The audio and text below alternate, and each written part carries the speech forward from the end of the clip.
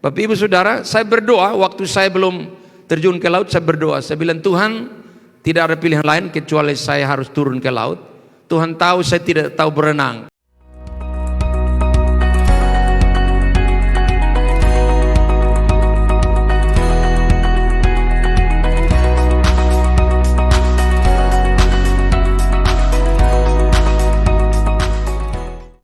Izinkanlah saya menyampaikan sekilas perjalanan penyertaan Tuhan bersama saya di atas kapal Cantika 77 pada 24 Oktober yang lalu, kurang lebih 2 minggu yang lalu. Tapi puji Tuhan, saya bisa ada malam ini tentu semua karena perkenanan Tuhan, karena penyertaan Tuhan. Tadi pujian bilang, di saat ku tak berdaya, kuasamu nyata, kuasamu yang sempurna. Saya salah satu pembicara dalam rombongan KPI dari Jemaat Gemit Maranatha Ebufu. Saya bersama Pak Pendeta Eben Plaemo. Kami dipersiapkan dalam satu paket pelayanan KPI di Kelasis Alor Barat Daya, terhitung tanggal 23 itu sampai dengan tanggal 28 ya, sesuai jadwal itu kami selang-seling khotbah. Tetapi karena saya masih ada paket pelayanan yang saya harus selesaikan di wilayah Sulamung pada 21 sampai 23 Oktober, rombongan mendahului saya pada tanggal 22 Oktober hari Sabtu dengan feri lambat, dan saya susul mereka sesuai jadwal feri cepat pada tanggal 24 Oktober.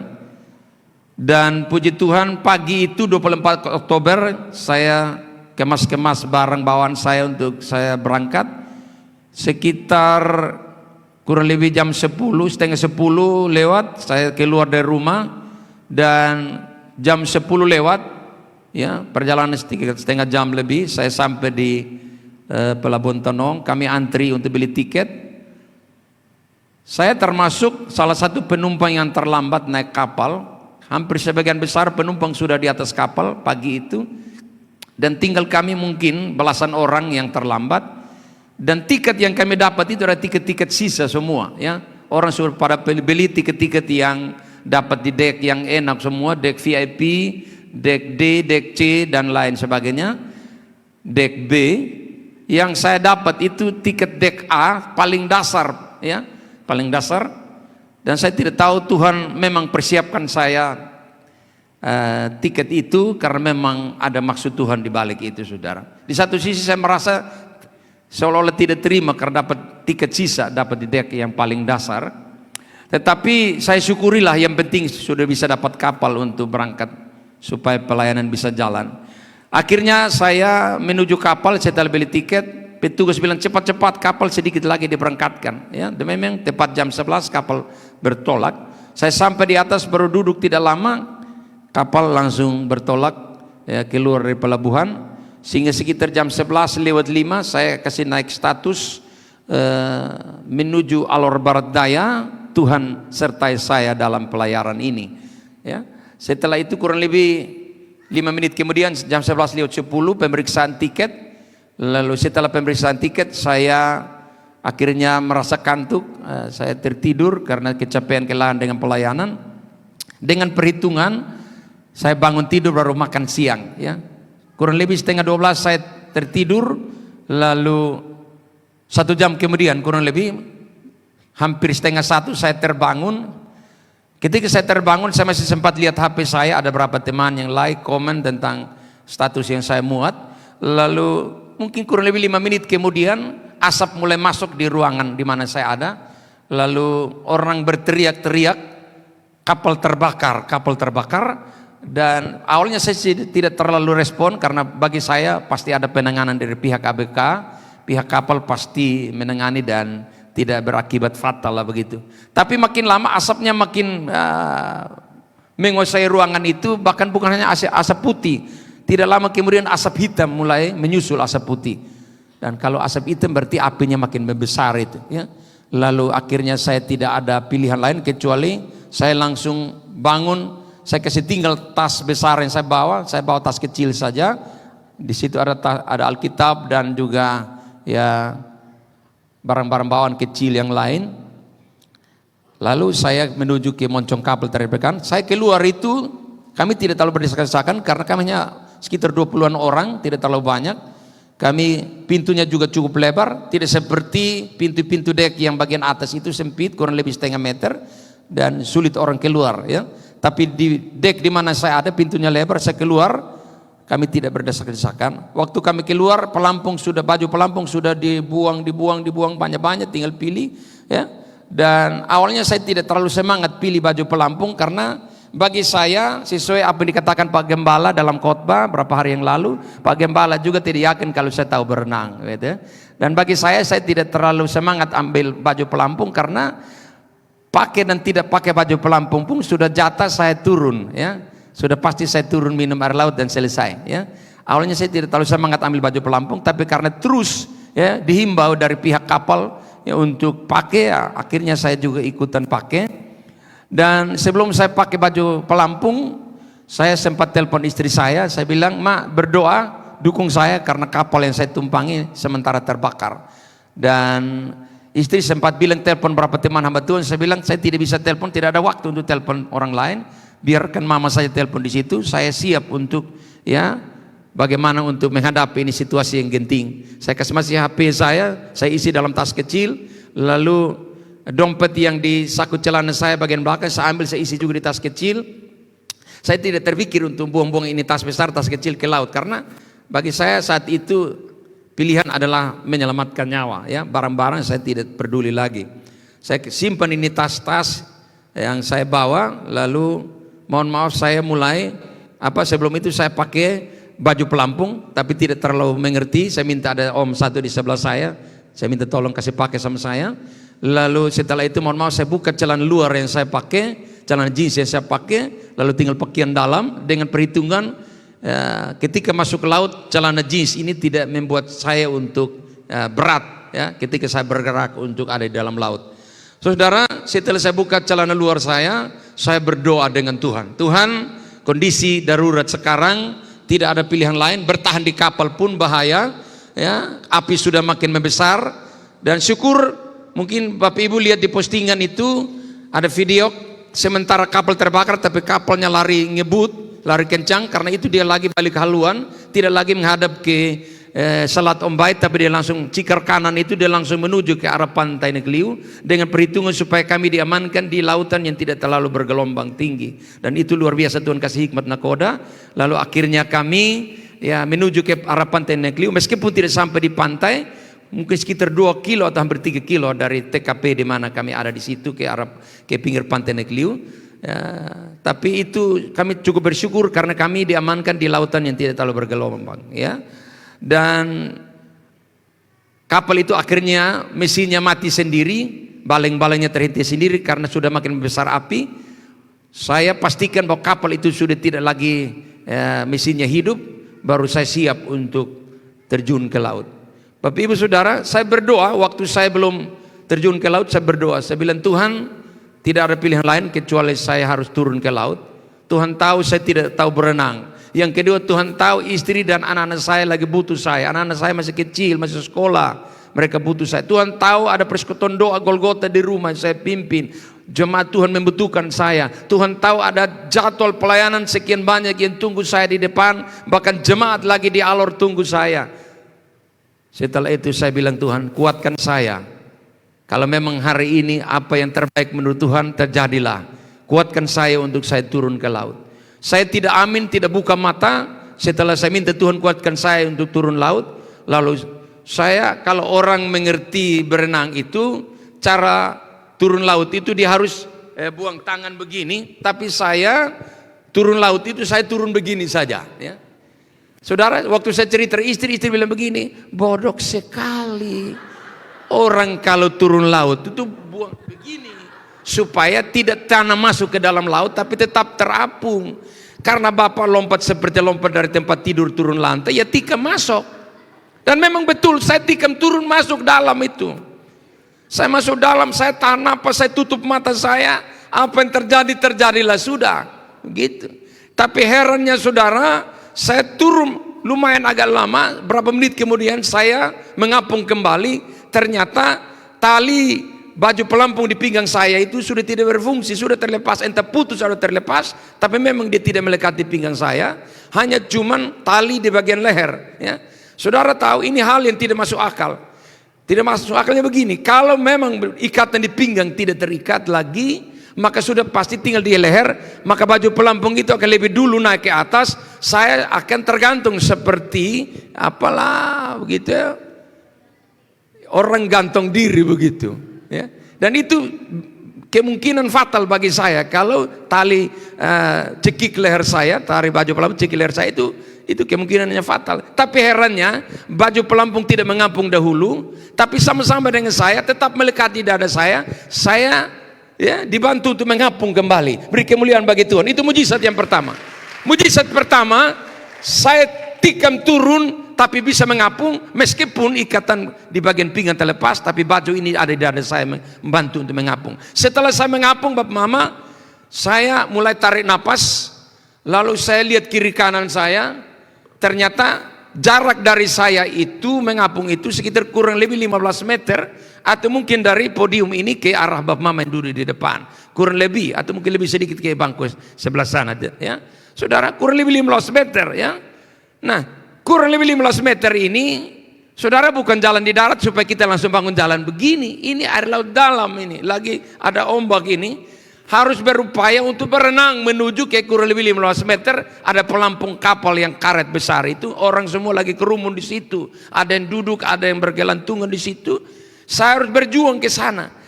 Bapak Ibu tahu, sebagaimana kata Pak Mel, bahwa saya tidak tahu berenang, itu betul ya. Tapi tiba-tiba saya coba buat begini, ternyata bisa. Saya coba buat begini, bisa. Oh bisa, saya maju pelan-pelan, maju pelan-pelan. Ternyata bisa. Saya mengayuh begini bisa, maju terus, dan akhirnya saya berapa menit kemudian saya sampai di pelampung besar itu. Lalu banyak orang kerumun di situ. Saya coba, orang kumpul bilang saya seti sandoang begini, geser-geser orang, saya dapat celah, lalu saya dapat pegangan, ada pegangan di situ, ada tali untuk kita pegang di situ. Saya pegang di situ, lalu puji Tuhan, saya kurang lebih jam 1 mulai bergantung di itu pelampung kapal. Sampai dengan kurang lebih setengah 4 menuju jam 4 sore, ini pelampung ini kemungkinan sudah melebihi kapasitas maksimum untuk dia mengapung karena bebannya terlalu berat. Kami sekitar 50-an orang lebih ada di situ. Lalu dia pelan-pelan mulai turun, dia mulai mau tenggelam ini pelampung. Lalu orang semua teriak histeris, ya, menangis semua. Aduh Tuhan, aduh kami mati sudah. Yang Muslim Bismillah, aduh astagfirullahaladzim semua begitu ya. Saya bilang, Yesus Kristus hamba ada di sini, tolong saya, Yesus tolong saya, doa teriak kuat-kuat ya. Apa yang terjadi Bapak Ibu Saudara? Berapa menit kemudian tiba-tiba entah kami yang dibawa oleh arus menuju ke pelampung rompong, atau pelampung rompong itu yang dibawa oleh arus laut datang mendekati kami. Tapi tiba-tiba pelampung rompong itu mendekati pelampung kapal di mana kami bergantung. Lalu akhirnya saya dengan sekitar kurang lebih 20-an orang, kami langsung pindah ke pelampung rompong itu. Ketika kami pindah, baru pelampung kapal yang karet ini tiba-tiba dia mulai mengapung kembali. Itu mujizat kedua. Beri kemuliaan bagi Tuhan. Tuhan tidak kalah cara untuk tolong saya. Pertolongan yang pertama tadi saya bisa mengapung. Pertolongan yang kedua saya bisa berenang secara tiba-tiba. Pertolongan yang ketiga, pelampung rompong bisa muncul tiba-tiba. Lalu kami pindah, lalu beban yang ada pada pelampung yang pertama dari kapal punya bisa ringan dan bisa mengapung kembali. Dan kami semua ramai-ramai tertolong. Lalu arus terus bawa kami terus. Ya, kami akhirnya terpisah dengan saudara kami di pelampung yang pertama tadi itu. Saya tidak tahu mereka kemana lagi. Kami mulai berjauhan dengan mereka. Lalu singkat kesehatan, akhirnya saudara, makin sore belum juga ada pertolongan datang. Saudara, waktu itu saya dan beberapa teman yang ada di pelampung rompong itu, ya, kami semua berharap Tuhan tolong, kami berdoa Tuhan tolong kirim pertolongan datang. Sebab kalau sampai malam dapat kami di sini, maka kemungkinan kecil untuk tim SAR bisa lihat kami, karena kalau kegelapan malam datang, jarak pandangnya tidak terlalu jauh, maka kemungkinan kecil untuk kami dapat pertolongan. Kami hanya berdoa, pasrah sama Tuhan, minta Tuhan tolong. Saudara, kurang lebih setengah 6 menuju jam 6 sore itu, baru ada satu om yang bergantung dengan kami. Dia angkat muka, dia lihat ternyata dari kejauhan bermunculan itu speedboat dari tim SAR, lalu ada kapal SAR juga muncul, dan puji Tuhan kami mulai bangkit semangat kembali. Bapak Ibu tahu, sepanjang kurang lebih jam 1 sampai menuju hampir jam 6 sore itu saya minum air laut terus, Bapak Ibu. Karena apa? Jarak mulut dengan air laut itu hanya selisih kurang lebih 15 cm atau 10 cm, tidak terlalu jauh mulut saya, ya, dengan air laut. Dan ketika ada gelombang datang, minum, gelombang datang saya minum. Tapi Tuhan buat, akhirnya saya mohon maaf terus muntah, terus perut ini terus mengeluarkan air laut. Saya bersyukur itu kemurahan Tuhan, sebab kalau saya tidak mengeluarkan lewat muntah, maka kemungkinan besar perut saya kembung dan bisa napas sesak, dan ceritanya mungkin tidak seperti hari ini. Tapi kemurahan Tuhan, Tuhan buat air laut itu tidak bertahan lama di dalam, langsung keluar. Sepanjang kurang lebih 6 jam saya non stop, ya, mengeluarkan air laut terus, dan puji Tuhan, ya, itu mujizat yang Tuhan buat. Perut saya tidak menampung air laut. Tetapi saudara, di satu sisi saya lemah karena modal hanya makan pagi, tidak sempat makan siang, musibah sudah datang, lalu muntah terus sepanjang hari itu. Kekuatan saya sudah makin habis, saya tidak kuat lagi bergantung. Ya, saya hanya mohon Tuhan kasih kekuatan, Tuhan tambahkan kekuatan, saya tidak kuat lagi. Dan ketika tim SAR mendekati kami kurang lebih jam 6 sore, lalu mereka buang tali, saya bilang begini, kami tidak kuat untuk tangkap tali, terima tangan kami saja, karena kami tidak kuat untuk bergelantung di tali lagi, ya. Lalu akhirnya mereka mendekati kami. Saya orang pertama dari kelompok kami itu, saya yang dijemput lebih dahulu. Saudara, ketika tangan saya dekat dengan tangan mereka, tiba-tiba air laut pisahkan kami. Ketika tangan saya dekat dengan tangan tim SAR, air laut pisahkan kami lagi. Saya bilang, aduh, ini pertolongan sudah di depan mata, tetapi kok tidak bisa saya dapat genggam tangan mereka, dan sebaliknya tangan mereka dengan saya. Mulai berdoa, Tuhan tolong. Akhirnya tiba-tiba, lalu air laut tidak begitu bergelora, lalu tangan saya bisa mendekati tangan mereka, mereka tangkap tangan saya. Bapak Ibu tahu, ketika mereka dapat tangan saya, mereka tarik buang saya itu seperti orang buang ikan tuna, ya. Saya diangkat buang begini saja, begitu, ya. Bagi saya tidak masalah, mau jadi ikan, mau jadi apa, yang penting lolos, ya. Akhirnya saya ketika dibuang ke dalam itu, kedua lutut saya itu kena dengan pinggir speedboat itu, saudara. Akhirnya ini semua luka, ya, luka besar menganga, ya. Akhirnya saudara, saya rasa perih tapi saya tahan. Yang penting sudah lolos dari laut dan sudah dapat penyelamatan. Saya dibuang ke dalam, saya tidak tahu kalau ada mayat di dalam speedboat itu, saudara. Saya, ya, ketika sampai di dalam, saya punya tangan peluk ame ini kaki. Saya pikir barang apa dingin ini, ya. Ini dingin sekali karena mereka baru tarik ini mayat dari laut, dan memang itu dinginnya bukan mayat. Saya juga kaget, ini barang dingin apa. Saya lihat, waduh, ini mayat ini. Saya langsung tarik badan pelan-pelan, saya bergeser. Ternyata kurang lebih 2 atau 3 mayat sudah di atas speedboat itu, saudara, ya. Dan akhirnya saya berhenti sejenak berapa menit, lalu saya minta tolong tim SAR, tolong telepon istri saya dulu, Pak. Lalu tim SAR bilang begini, hafal nomor? Siap, Pak, saya hafal nomornya. Lalu singkat kesaksian, istri saya ditelepon, saya minta bicara. Lalu saya bilang, saya selamat, Mak, tolong kasih tahu anak-anak, keluarga, bahkan anak-anak Tuhan di situ yang menggumuli keselamatan saya. Puji Tuhan, saya lolos, saya sudah diselamatkan, sudah ada di atas speedboat tim SAR.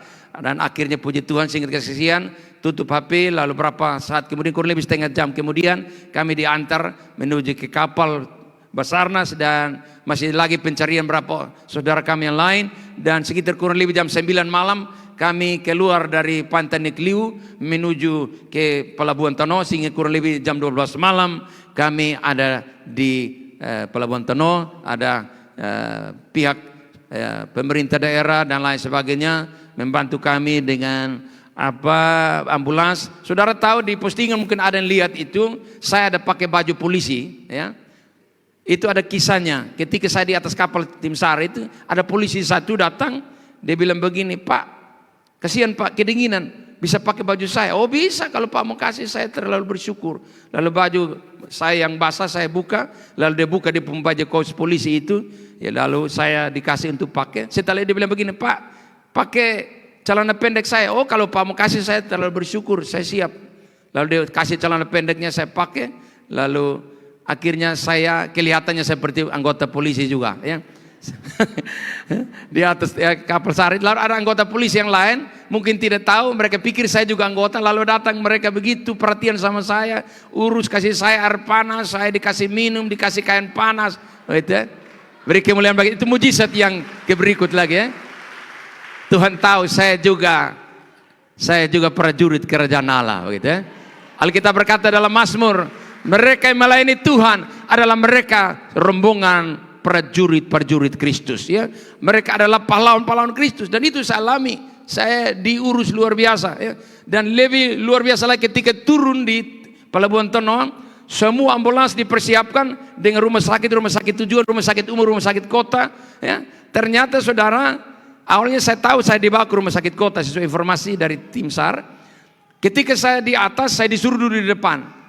Saya duduk di depan, lalu ada kurang lebih 5 orang ikut saya, mereka duduk di belakang di ambulans itu. Ketika kami keluar dari pelabuhan, di tengah perjalanan, lalu sopir dari ambulans ini bilang begini, Pak, kita ke Bayangkara saja Pak, nanti ke rumah sakit umum itu nanti pertolongan terlambat Pak, nanti Pak diurus lambat, kita lebih cepat ke rumah sakit Bayangkara supaya Pak diurus lebih cepat. Sebenarnya terserah Pak, kalau saya dibawa ke sana saya bersyukur saja. Kemungkinan dia melihat saya mungkin dianggap mungkin anggota polisi juga. Jadi harus segera dibawa penanganannya ke rumah sakit polisi begitu. Kemuliaan bagi Tuhan luar biasa. Saya telepon istri saya bilang kasih tahu keluarga, anak cucu, anak-anak Tuhan yang jemput di Tono, semua menuju ke Bayangkara karena saya diantar ke Bayangkara. Menurut saya kemungkinan ada ambulans yang lain ikut ke Bayangkara. Ternyata sampai turun, sampai ambulans keluar dari area parkir, tidak ada ambulans yang lain, hanya satu ambulans yang bawa saya, yang masuk ke rumah sakit Bayangkara. Berarti kesimpulannya saya dianggap anggota polisi juga. Haleluya. Saya ketika turun dari depan ambulans, saya turun, para dokter, para perawat sudah berdiri di depan pintu masuk. Mari Pak, silakan Pak. Semua, waduh, soya saya betul-betul. Saya pikir pengaruh baju ini ya. Belum tahu. Haleluya. Saudara, itu sedikit kesaksian, masih ada poin-poin yang lain, tapi kita tidak cari waktu. Tapi intinya, saya bisa lolos itu karena ada banyak orang berdoa, termasuk Pak Gembala juga pasti doa bagi saya, dan beliau rindu untuk malam ini saya ada di sini. Dan terima kasih untuk jemaat Tuhan, bahkan semua person-person doa, gereja-gereja, para teman pendeta, para teman hamba Tuhan yang berdoa bagi saya. Saya bisa berdiri malam ini dengan megah, dengan gagah. Itu hanya karena kemurahan Tuhan, hanya karena ada banyak orang berdoa bagi keselamatan saya, karena Injil harus diberitakan kepada seluruh bangsa dan makhluk lewat keberadaan yang Tuhan pakai ini.